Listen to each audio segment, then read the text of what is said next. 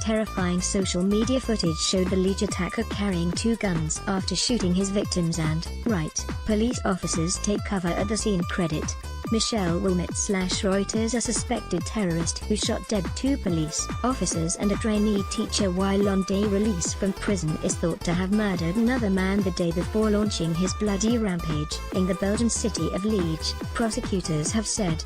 Black-clad Benjamin Herman, 36, hunted down his two female police victims, aged 44 and 53, before attacking them from behind with a knife and executing them with their own guns on Tuesday morning.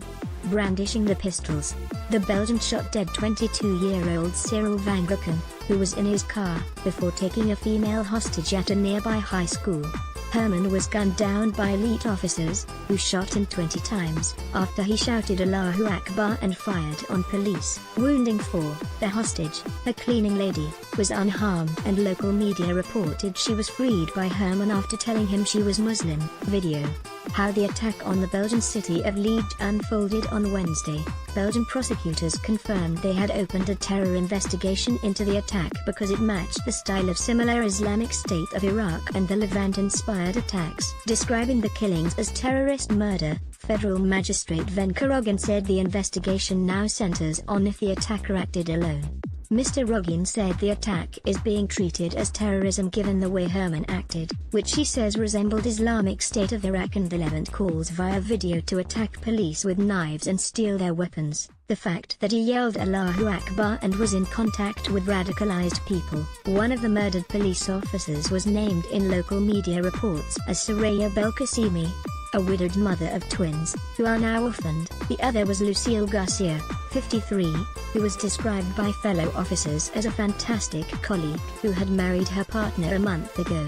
Soraya Belkacemi, left, and Lucille Garcia were murdered by Benjamin Herman. Credit: Facebook. Cyril van Grucken was shot dead in his car. They said a separate investigation was running into whether or not Herman, a cocaine and heroin addict, killed Michael Wilmot, bludgeoning the 29-year-old to death with a hammer, the night before he ran amok.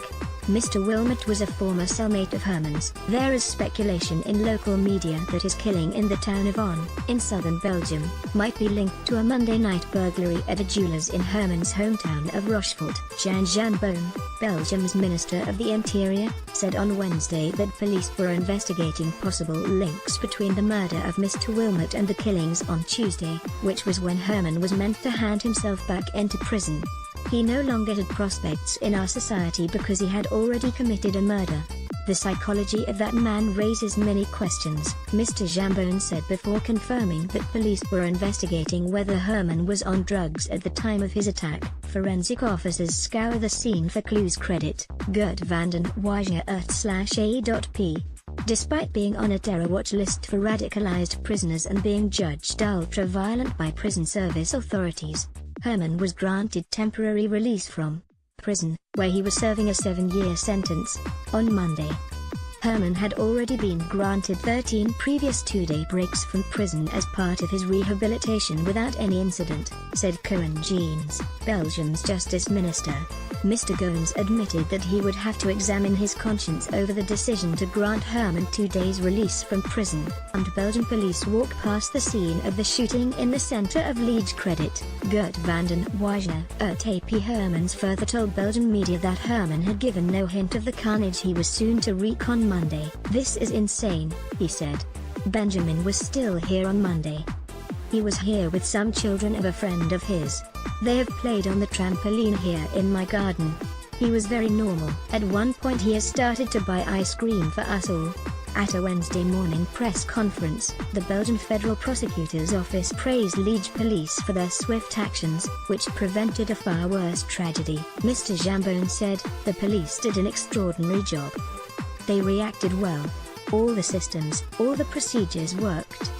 But if you are attacked from behind, as was the case with the two officers, you